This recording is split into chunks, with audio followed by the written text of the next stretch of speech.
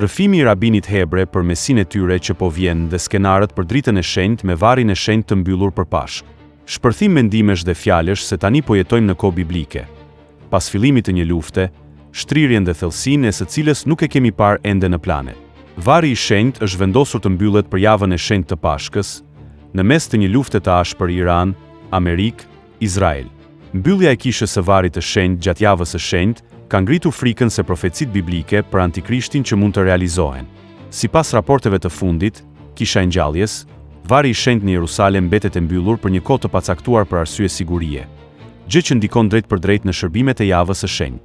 Për herë të parë në histori, ceremonitë zyrtare fetare brenda varit të shenjtë janë pezulluar. Priftërinjtë dhe patriarku i Jerusalemit po bëjnë përpjekje për të lejuar mbajtjen e shërbimeve të paktën për natën e Pashkës së shenjtë, por pa sukses deri më tani. Për shkak të blokadës, Patriarkana e Jerusalemit po mban shërbesa në vende alternative, siç është kisha patriarkale e Shën Konstantinit dhe Helenës. Ekziston shqetësim i madh në lidhje me transferimin e zjarrit të shenjtë të shtunën e madhe. Më 11 prill 2026, pasi qasja brenda varit është ndaluar. Deri më tani, qeveria izraelite ka mbyllur të gjitha vendet fetare dhe tempujt në vend, mes një breshërie raketash iraniane, me qëllim mbrojtjen e popullsisë. Mbyllja e xhamisë Al-Aqsa, për shembull, gjatë Ramazanit ka shkaktuar një stuhi protestash midis muslimanëve gjithashtu, veçanërisht midis turqve. Një rabin hebre përmend ardhjen e Mesias së tij duke provokuar shumë komente. Sipas raporteve që vijnë tani nga Izraeli, një rabin i njohur, Baruch Rosenblum, thotë se ata janë duke pritur njoftimin e Mesias hebre. Ky rabin në fakt pohon se Mesia i tyre do të shpallet në ditën e parë të Nisanit në kalendarin hebraik, dita e enjte, dhe se vendodhja e ngushticës së Hormuzit është pika ku do të zhvillohet lufta përfundimtare.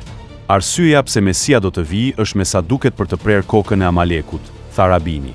Gjë që është shumë interesante duke pasur parasysh luftën e egër që po bëhet në Xhirin Persik. Gjithashtu, është fakt që Trumpi konsiderohet gjerësisht si Mesia Ben Josef nga shumë rabin talmudik. Vlen gjithashtu të përmendet se kohët e fundit kryeministri i Izraelit Netanyahu në një nga daljet e tij publike deklaroi: "Do të arrijmë në kthimin e Mesias, por kjo nuk do të ndodhë të enjten e ardhshme." Fliste për të enjten që sapo kaluam, 19 mars 2026. Kjo duket se bie ndesh me atë që po thot rabini që përmendëm. Gjithsesi, lutja dhe të shuarit e fenomene bazuar në Zot janë të nevojshme, sepse po jetojmë realisht në kohë të egra dhe biblike. Aktualisht, vendi më i shenjtë i të gjithë krishtërimit mbetet i mbyllur. Kisha e varit të shenjtë, vendi ku të krishterët nderojnë kryqëzimin, varrimin, ringjalljen e Jezusit prej gati 1700 vitesh, është mbyllur për javë të tëra. Asnjë mesh, asnjë pelegrin, asnjë procesion.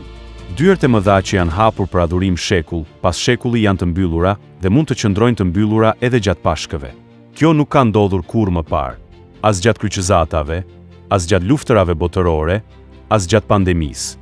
Kjo nuk është vetëm një kishë e vjetër e famshme. Vlen të theksojmë se vetëm vitin e kaluar, arkeologët gjetën diçka nën kishë që konfirmon drejt për drejt një detaj nga Ungjilli i Gjonit. Gjithsesi, më 28 shkurt 2026, pas sulmeve të Shteteve të Bashkuara dhe Izraelit kundër Iranit, administrata civile izraelite urdhëroi mbylljen e të gjitha vendeve të shenjta kryesore në qytetin e vjetër të Jerusalemit. Muri perëndimor, kodrat e tempullit, kisha e varit të shenjtë, gjithçka. Shqetësimet për sigurinë janë reale dhe faktike. Fragmente raketash iraniane kanë rënë brenda kompleksit të varit të shenjtë. Një copë e madhe e një rakete iraniane goditi oborin dhe çatin. E nëse vendi do të ishte plot me besimtar, do të kishte pasur viktima masivisht. Pra, ekziston një shqetësim legjitim për sigurinë në këtë pikë. Megjithatë, situata është shumë komplekse.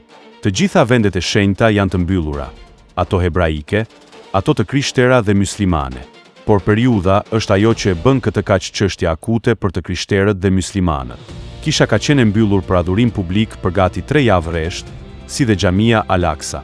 Sipas Vatican News, dyert e mëdha nuk kanë mbetur kurrë të mbyllura për kaq gjatë në historinë e kishës. Por ja që po ndodh tani, procesionet janë ndaluar. Ritmi i lutjes që komunitetet katolike, ortodokse dhe armene kanë ruajtur për shekuj me radhë janë heshtur, për fat të keq. Kisha e varit të shenjtë u mbyll, një veprim i paprecedent që shumë besimtar e lidhi me profecitë biblike për Antikrishtin.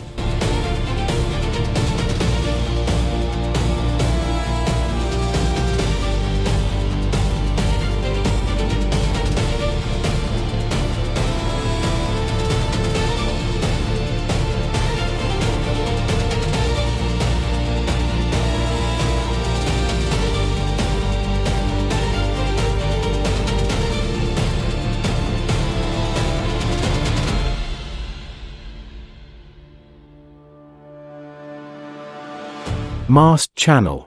Please